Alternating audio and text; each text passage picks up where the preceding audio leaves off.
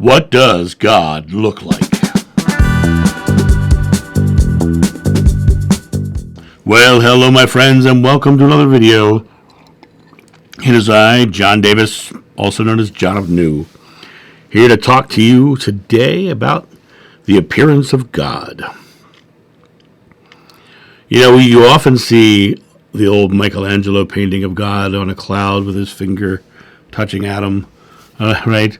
And he's got the long white beard and the robes, and amazingly enough, he looks a lot like a man from that time period. He's wearing the same kind of clothes from that time period. He's got the same sort of beard from that time period. He looks just like a guy from that time period. And it's interesting when you look at the depictions of God in all cultures. They all kind of look like their culture. They kind of look like their people. They all kind of have that expression. And I think it's a beautiful thing because, you know, people are like, well, it doesn't look like that, right? I think it does look like that. I think it looks like us. I think when you look in the mirror, you're looking at God. When you look at the room around you, you're looking at God. You know, and the concept of God looking like us is a beautiful concept because we are co-creating with God, and every illusion, every image that you see in your life is a representation of your belief created by the source, by God. Your belief comes into reality through God, through the image of God, as the Bible says. We are created in God's image, right? Everything we're seeing. So what does God look like? Open your eyes and look. That's what God looks like.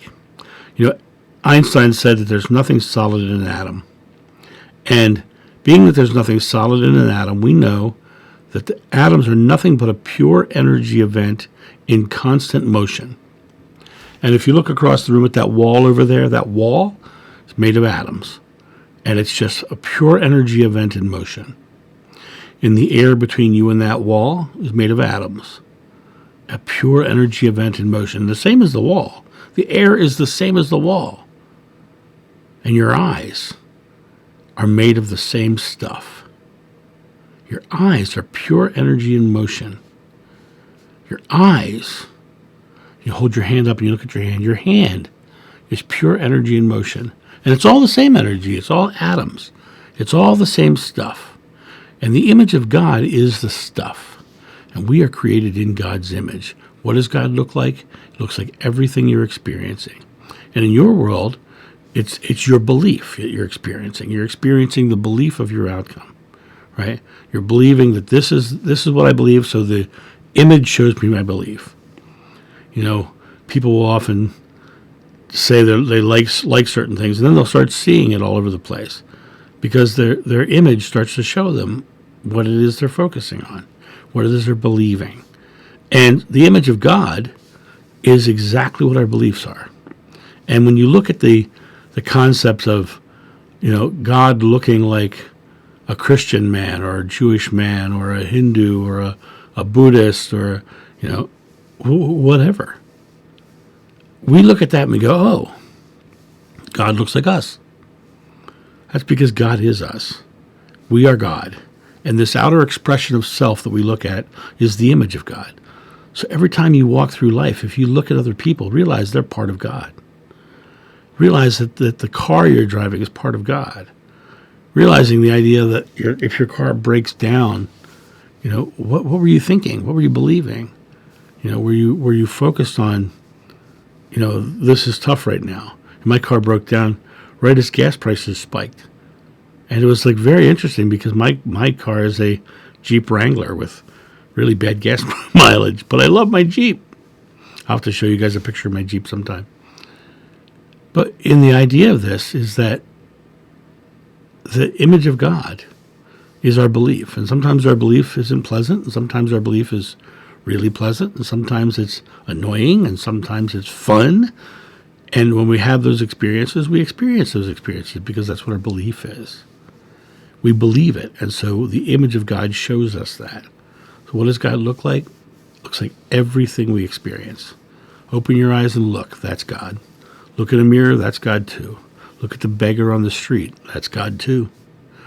Mother Teresa once, they asked her what she does all day. She says, every day I go out into the streets of Calcutta and I see Jesus in all of his distressing masks. And I love the line because if you take the word Jesus out of it, just put God, and realize that she's saying every person she sees God. She sees that connection to source in every person she sees. And Joshua said, whatever you do to the least of my brothers, that you do unto me. And when you're doing something to someone, if you're loving them, you're giving God love, and God's going to give you love in return. Swami Narayan said that even cold did not affect him because he was not afraid of it. He did not fear the cold. So cold had no effect. The lion didn't eat him because he was without fear, and so the lion gave him nothing to be fearful for. Right? So going out in the world and seeing that person and delivering love and expression, the world's going to give him that love and that expression of love in return, in like mind. The idea of giving love to something, anything, and realizing that God is love. That story I tell about driving down the road and someone asking me why cars merge easily with me. Because I love driving. So driving gives me love in return. When you go through life, just put your love into your life and watch the image of God show you love in return.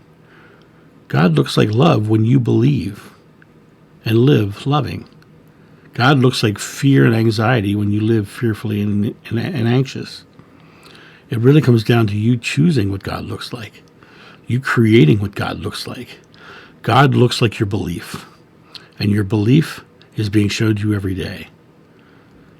Do you like what you're believing? Do you like the image you're seeing? If you don't, change your belief. You guys have a great day, and I'll talk to you soon. See ya. Bye. Thank you so much for watching. The John of New channel is solely funded by your generous donations and purchases of private readings and merchandise. To help out, go to johnofnew.com or use the donation link in the description below. Don't forget to like, subscribe, and share.